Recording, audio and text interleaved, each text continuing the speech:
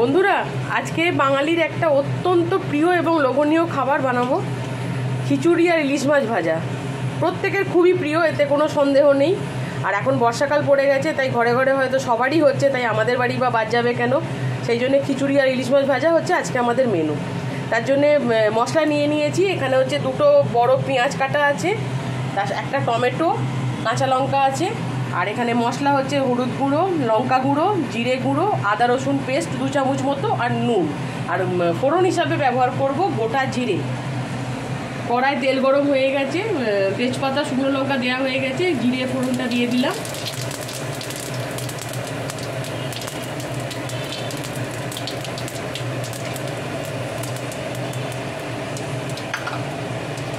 এবার পেঁয়াজগুলো তুলে দিচ্ছি।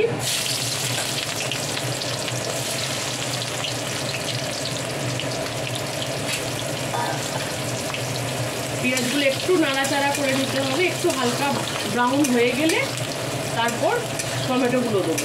এখনকার দিনে টমেটোগুলো তো একটু শক্ত থাকে, সেদ্ধ হতে সময় লাগে, তাই পেঁয়াজের সঙ্গেই খুব বেশিক্ষণ না করে পেঁয়াজের সঙ্গেই তুলে দিচ্ছি।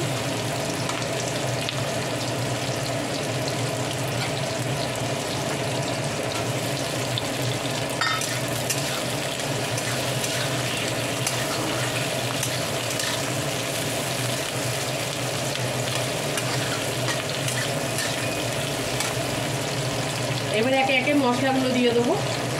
প্রথম আদা রসুন পেস্টটা দিয়ে দিলাম, নুন,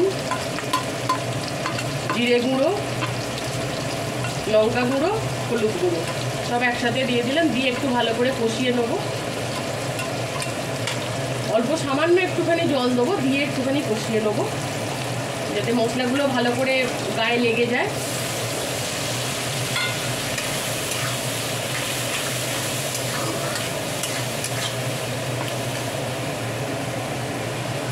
অল্প একটু স্বাদ মতো মিষ্টি,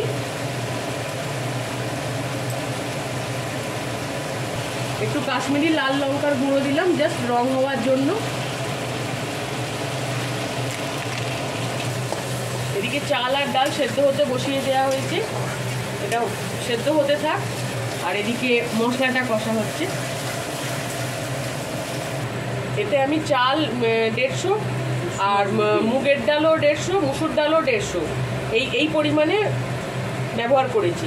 তোমরা এটা কম বেশি করে যেরকম করে খুশি বাড়িয়ে কমানো বাড়ানো করে নিতে পারো।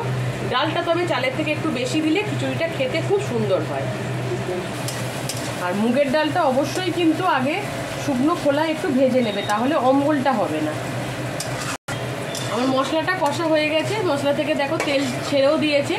এবার এটাকে এখন শুধু জাস্ট নামিয়ে রেখে দেবো। আর আমি এতে 2-4টে গোটা কাঁচা লঙ্কা দিয়েছি। ঝালটা তোমরা যে যা নিজের মতো করে ব্যবহার করবে। এখন এই মশলাটা একটু সাইডে রেখে দেবো যতক্ষণ না চাল ডালটা সেদ্ধ হচ্ছে। এখন একটু সেদ্ধ হতে বাকি আছে, কিছুটা সেদ্ধ হয়ে গেছে, আর একটু সেদ্ধ হবে এগুলো। চাল ডালটা চাল ডাল সেদ্ধ হয়ে গেছে। এবার মশলাগুলো দিয়ে দিচ্ছি। একসাথে ফুটলে স্বাদটা আরও সুন্দর হবে, খেতে আরও ভালো লাগবে। এটা আর মিনিট 5 ফুটবে মশলার সাথে চাল ডালটা। মিনিট 5 ফুটলেই খিচুড়ি রান্না কমপ্লিট হয়ে যাবে। আমার খিচুড়ি চাল ডাল সবই সেদ্ধ হয়ে গেছে। এবার গরম মশলা গুঁড়ো করে রেখেছিলাম সেটা দিয়ে দিলাম। যেহেতু এটা পেঁয়াজ আর আদা রসুন দিয়ে হচ্ছে, তাই ঘিটাই ব্যবহার করবো না। যদি নিরামিষ তোমরা করো তাহলে ঘি ব্যবহার করতে পারো। দেখো আমার খিচুড়ি আর ইলিশ মাছ ভাজা একদম রেডি। তার সাথে আলু ভাজা আছে, ডিম সেদ্ধ করে ভাজা আছে, পাঁপড় ভাজা আর লেবু। এই হচ্ছে আজকের মেনু। তোমরা এভাবে বানিয়ে দেখো, এটা বাঙালির তো খুবই লোভনীয় খাবার। তোমরাও বানিয়ে খেয়ে দেখো। আর আমার ভিডিওটা কেমন লাগলো সেটা অবশ্যই জানিও। প্লিজ লাইক, শেয়ার এবং কমেন্ট করো এবং সাবস্ক্রাইব করে পাশে থেকো।